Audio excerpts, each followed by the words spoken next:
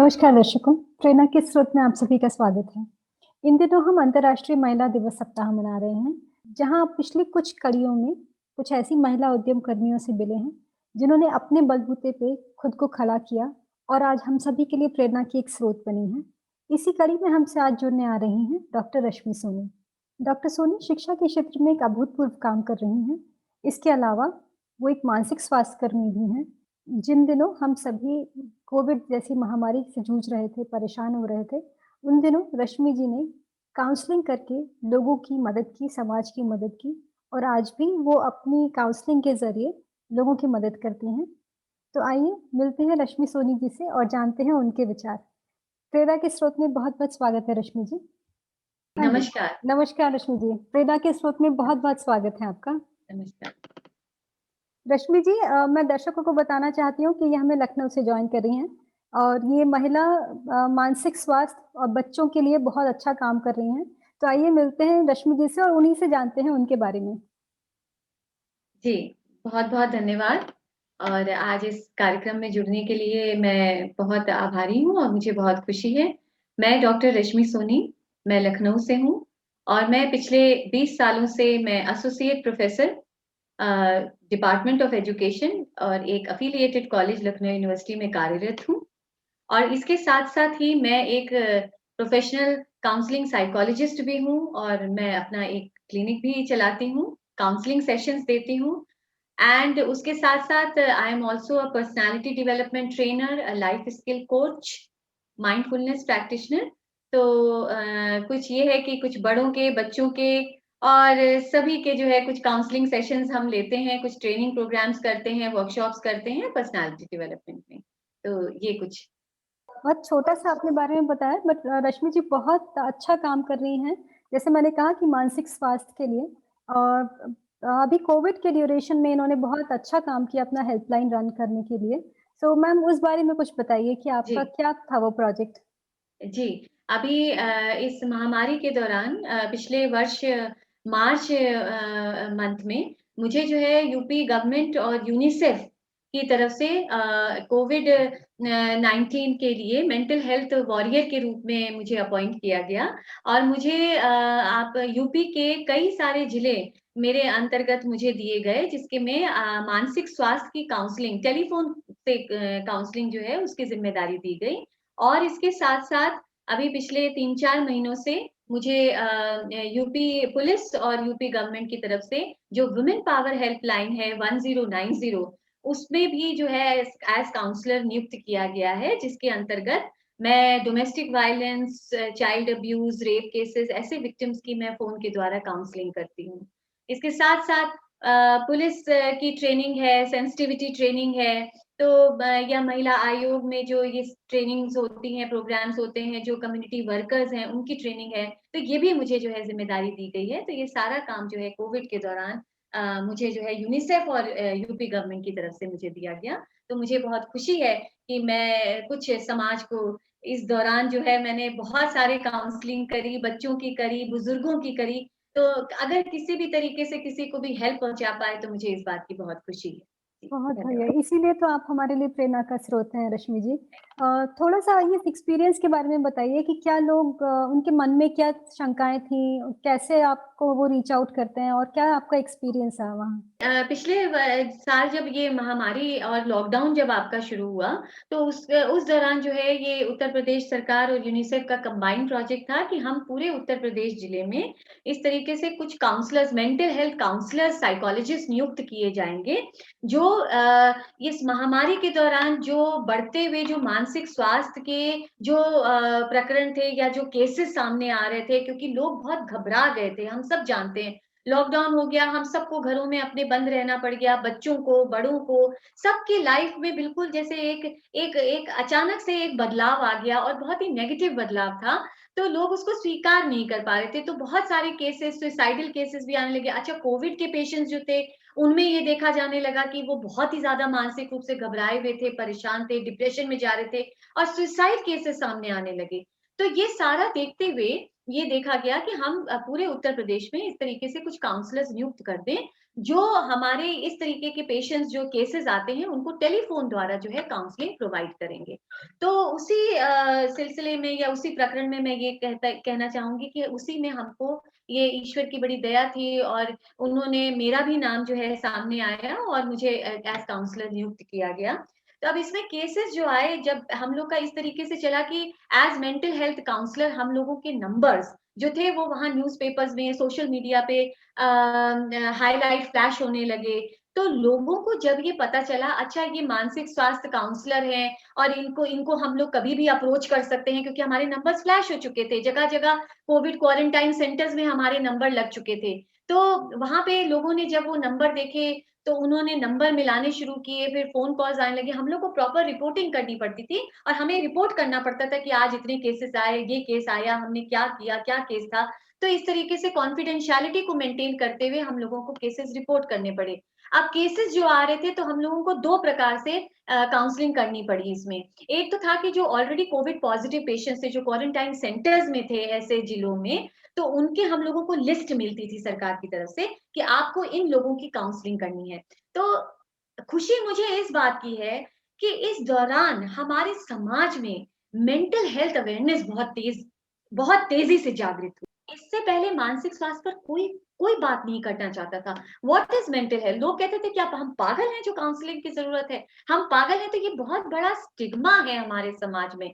जैसा बात होती है कि भई हमें वायरल होता है, हमें बुखार होता है, हमारी कमर दर्द, पेट दर्द, सर दर्द, दाँत दर्द, हम तुरंत डॉक्टर के पास जाते हैं, निसंकोच जाते हैं, बिना किसी संकोच के जाते हैं। लेकिन जब कभी हमारा मन घबराने लगता है, हमको परेशानी होने लगती है, हमें लगता है कि हमें डिप्रेशन हो रहा है या हम पैनिक हो रहे हैं, हमें घबराहट हो रही है, हमको लगता है कि नहीं हमको डॉक्टर की क्या ज़रूरत है, हम अपने आप ही सॉल्व कर लेंगे। लेकिन वो परेशानी बढ़ते एक भयानक आपकी मानसिक बीमारी का रूप आपका एक एक एक उसमें टर्न अप हो जाती है और आपको परेशानी होने लगती है। तो ये जब हमारे नंबर्स फ्लैश हुए, लोगों तक पहुँचे, तो आप सोचिए कि 70-75 साल की उम्र के बुज़ुर्ग ने फ़ोन किया।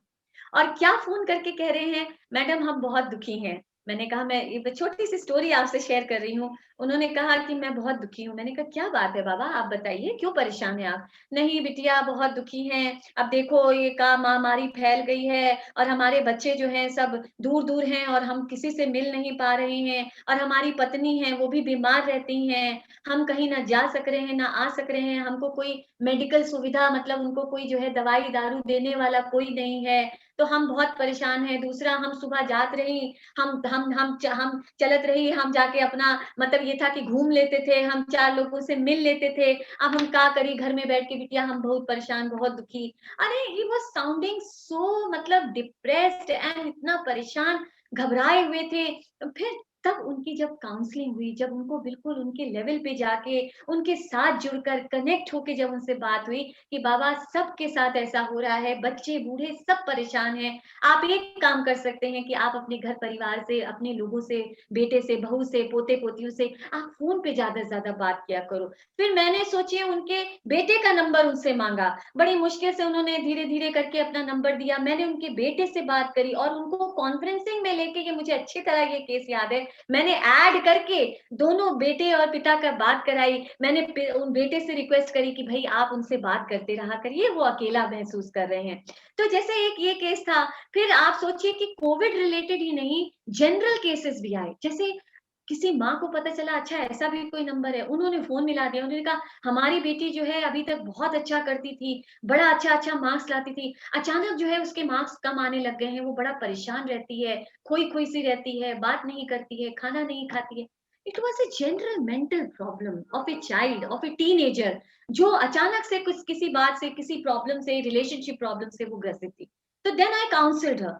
तो कहने का तात्पर्य ये है कि this has really brought an immense change in the society as far as mental health awareness is concerned. फिर मैंने जी, शेल्टर होम्स में काउंसलिंग करी, अनाथालयों में काउंसलिंग करी, ऑब्जर्वेशन होम्स में, जुवेनाइल डेलिंक्वेंट्स जो बच्चे जो क्राइम कर रहे किसी तरह से अपराधी बच्चे हैं और उनको रिहैब में रखा हुआ है, उनकी हम लोगों ने इस तरीके से ऑनलाइन उनकी काउंसलिंग करी। तो it has been definitely a wonderful experience और मुझे इस दौरान ये एहसास हुआ कि वास्तव में लोग कितना परेशान हैं और ज़्यादातर परेशानी रिश्तों की परेशानी है, रिलेशनशिप प्रॉब्लम। इसीलिए फिर ये एहसास हुआ कि कोविड 19 महामारी नेगेटिव तो थी ही, कितने लोगों की जान ले गई, मगर इसके साथ-साथ अगर एक पॉजिटिव एस्पेक्ट देखें, तो इसने लोगों को जोड़ा, परिवारों को जोड़ा, रिश्तों को जोड़ा, समय निकाला, फैमिली टाइम, मी टाइम, जहाँ पे लोग सच में क्वालिटी टाइम देने लगे और एक-दूसरे के साथ इतना कि अब उनसे बिछड़ना मुश्किल हो रहा है। बच्चे जो है स्कूल जाने से घबरा रहे हैं, लोग ऑफिस जाने से घबरा रहे हैं कि हम तो सारा दिन घर में रहते थे, माँ-बाप के साथ रहते थे, पत्नी के साथ रहते थे, अब हमें छोड़ के जाना अच्छा नहीं लग रहा मैम है। कुछ टाइम करेक्ट। पहले आपने कुछ बच्चों के लिए भी काउंसलिंग किया स्कूल में, जैसे आपने बताया आप करती रहती हैं। अब जी। बच्चों के एग्ज़ाम्स आ रहे हैं, बोर्ड एग्ज़ाम्स बस अब शुरू होने को ही हैं। तो हुँ। ऐसे में आप पेरेंट्स को और बच्चों को क्या सजेशंस देती हैं? जी, बिल्कुल, ये बहुत ज़रूरी है। देखिए एग्ज़ाम टाइम जैसे माता-पिता के लिए टेंशन का टाइम होता है कि भई हमारे बच्चे अच्छा करें, अच्छा स्कोर करें। तो आप बच्चे की जगह पर भी अगर जाके देखें तो उनके लिए भी एक एंग्ज़ायटी का टाइम होता है, एक स्ट्रेस का टाइम होता है। तो जनरली क्या है कि अगर हम पेरेंट्स के पॉइंट ऑफ व्यू से सोचें तो उनको लगता है कि हाँ, भई हमारा बच्चा बेस्ट से बेस्ट स्कोर कर ले, अच्छे से अच्छा मार्क्स ले आए, जिससे कि अच्छा एडमिशन हो जाए, अच्छा निकल जाए। और बच्चा भी कहीं न कहीं वो माता-पिता के प्रेशर में होता है, पीयर प्रेशर में होता है, कॉन्शियसली अनकॉन्शियसली, तो वो भी परेशान होता है कि हाँ भई हम अच्छा स्कोर कर लें। तो अब इस समय जो है मैं पेरेंट्स को यही मेरा मैसेज रहता है कि भई आप सबसे पहले तो you as parent we need to have patience, हमें अपने अंदर धैर्य रखना है, हमें अपना धैर्य नहीं खोना है।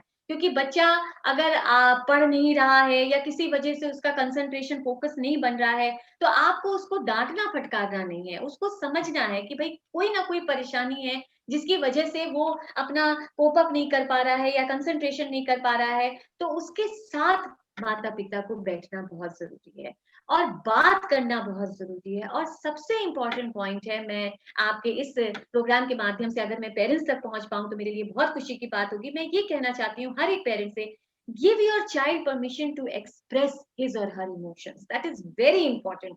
और खास करके नेगेटिव इमोशंस, देखिए हम माता-पिता क्या करते हैं, बच्चा जो है वो पॉजिटिव इमोशन वो खुश-खुश रहता है, उछलता है, कूदता है, हँसता है, बोलता है, गाता है, हम सब बहुत खुश होते हैं, अरे वाह, वाह बेटा, वाह बेटा। ज़रा जिस दिन उसके अंदर कोई मूड चेंज है, कोई प्रॉब्लम है और वो आपको गुस्सा दिखा रहा है, तो माँ-बाप क्या कहते हैं, बहुत गुस्से वाला हो गया है, बदतमीज़ी करता है, चैट-वैट करता है और उसको शक कर देते हैं, उसको जो है हम बोलने नहीं देते हैं, उसको अपनी मन की बात एक्सप्रेस नहीं करने देते हैं। And that leads to repression and suppression और वो उसके अंदर रिबेलियसनेस क्रिएट करता है, इरिटेशन और फ्रस्ट्रेशन क्रिएट करता है। तो देखिए जितना आप उसको अपॉर्च्युनिटी देते हैं अपने अच्छे इमोशंस को व्यक्त करने के लिए, तो मेरी आपसे रिक्वेस्ट है कि बच्चे को ये भी मौका दीजिए कि वो अपनी मन की बात कह सके, अपने नेगेटिव इमोशंस को एक्सप्रेस कर सके। एग्जाम टाइम बहुत ही क्रिटिकल पीरियड होता है बच्चे के लिए, स्ट्रेसफुल पीरियड होता है। ऐसे में ज़रूरी है कि माता-पिता उसके साथ बैठें, समय बिताएँ, उसको समझें, क्वालिटी टाइम दें और उसको ये ढाँढस बंधाएँ और उसको ये एहसास कराएँ कि बेटा तुम चाहे कुछ भी स्कोर करो, that because we know we have full faith on you कि definitely you are going to do your best because तुम्हारे अंदर क्षमता है, कैपेबिलिटी है, you are going to do like you are really going to do well. लेकिन अगर किसी कारण से आप अच्छा नहीं कर पाते हो बेटा, तो ये कभी मत समझना that your mother and father do not love you. We love you, we will still accept you. हम फिर भी तुम्हें स्वीकार करते हैं और तुम्हें बेइंतहा तुमसे मोहब्बत करते हैं। तुम हमारे बच्चे हो, we really love you a lot, चाहे आप जैसा भी स्कोर करो। तो आई बहुत थिंक ये बढ़िया। बहुत बहुत सही आपने ये एक सलाह दी है कि हमें बच्चों को ये अनकंडीशनल एक्सेप्टेंस राइट, कि आप राइट, जैसे हैं हम आपको वैसा ही एक्सेप्ट वैसा करते ही हैं। एक्सेप्ट कर। तो ये बहुत ज़रूरी है। जैसे कि आप जानती हैं रश्मि जी कि इन दिनों महिला दिवस के ऊपर बहुत कुछ बात चल रही है। हम लोग चूज़ टू चैलेंज भी बात करते हैं, हम लोग चूज़ टू चूज़ भी बात करते हैं, चूज़ हुँ, टू चेंज भी बात करते हैं। तो इन दिनों स्पेशली क्योंकि आप इतनी सारी महिलाओं से इधर आपने बात किया, उनसे आप जुड़ी, उनकी काउंसलिंग की, मेंटल वेलबीइंग के लिए भी। तो हाँ। आपका क्या संदेश रहेगा महिलाओं को इस साल? बिल्कुल, आपने बहुत सुंदर बात कही है और वुमेन्स इंटरनेशनल वुमेन्स डे भी आ रहा है। मैं सभी यहाँ पे जुड़ी हुई और मैं शिवाली मैडम को और जितनी भी महिलाएँ हैं, मैं सबको आपको महिला दिवस की बहुत-बहुत हार्दिक शुभकामनाएँ देना चाहती हूँ। एक बात हम सबको याद रखना चाहिए कि हम लोग भाग्यशाली हैं कि हम वुमेन हैं। हम एक औरत हैं, हमारा वजूद, हमारा अस्तित्व सारे मतलब जगत में एक अनोखा है, न्यारा है और हम सब जो है दुनिया में इतने अनोखे हैं एक एक एक औरत का जन्म लेके कि शायद ही ईश्वर ने कभी कोई ऐसी कृति बनाई होगी कि ईश्वर से ये महिला से बढ़कर कोई होगा। तो सबसे पहला संदेश मैं महिलाओं को यही देना चाहती हूँ कि अपने आप को कभी भी किसी से कमज़ोर हमको नहीं समझना है। क्योंकि शायद ये हमको कंडीशनिंग है, हमको बचपन से ये एहसास करा दिया जाता है कि तुम एक लड़की हो, तुम औरत हो, तुम कमज़ोर हो तो और तुमको आँसू बहाना ही बहाना है, एक लड़का आँसू नहीं बहा सकता, एक औरत आँसू बहाए तो वो ठीक है। मगर अब हमको उस कंडीशनिंग को, उस चेन को तोड़ देना है। जैसे एक बहुत सुंदर कहानी है ना हाथी की कि एक बलशाली, बलवान बड़ा हाथी जिसको छोटी-सी चेन से बाँधा हुआ था और फिर महावत कहता है कि ये चेन इसलिए नहीं तोड़ पाता क्योंकि ये जब छोटा था तब ये चेन इसके लिए बलशाली थी, तब तो ये चेन नहीं तोड़ पाया, लेकिन अब ये शरीर से तो बलपूर्वक हो गया, लेकिन मन से वैसे ही कमज़ोर है।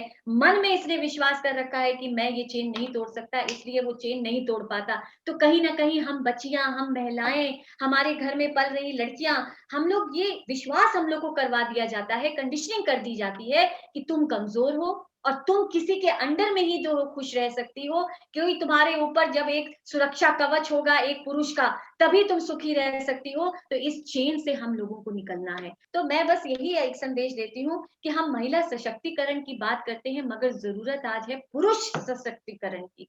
वो पुरुषों में संवेदनशीलता मेन लाने की। एम्पावरमेंट की बात ज़रूरी है कि हम पुरुषों को इतना संवेदनशील बनाएँ कि वो समझ सके कि औरत क्या होती है और उसके उसके मन में उसकी इज़्ज़त हम करवा सकें। इसलिए महिला एक दिन में कितने सारे रोल्स प्ले करती है, क्या ये पुरुष कर सकेगा? With all due respect to all the gents who are listening this, but I really want to say कि हम महिला हैं, हम बहुत खुशनसीब हैं और आप अपनी ताकत को, अपनी हिम्मत को पहचानिए और जीवन में आप सब कुछ कर सकती हैं, सब कुछ पा सकती हैं। जी। आपने बहुत अच्छा एक यहाँ पॉइंट दिया कि न सिर्फ महिलाओं को सशक्तिकरण की आवश्यकता है, लेकिन पुरुषों को भी संवेदनशील होने की ज़रूरत है।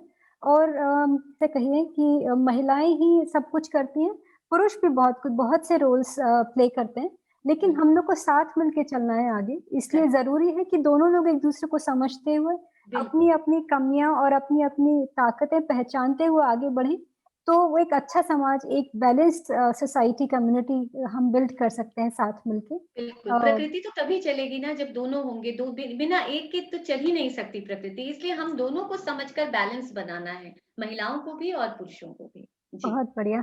आपके विचार जान के बहुत अच्छा लगा रश्मि जी, और हम आप यही प्रार्थना करते हैं कि आपके जितने भी आने वाले प्रोजेक्ट्स हैं, उन सभी को आप बखूबी निभाएँ जैसे आप हमेशा करती रही हैं। और प्रेरणा के स्रोत से जुड़ने के लिए बहुत-बहुत धन्यवाद।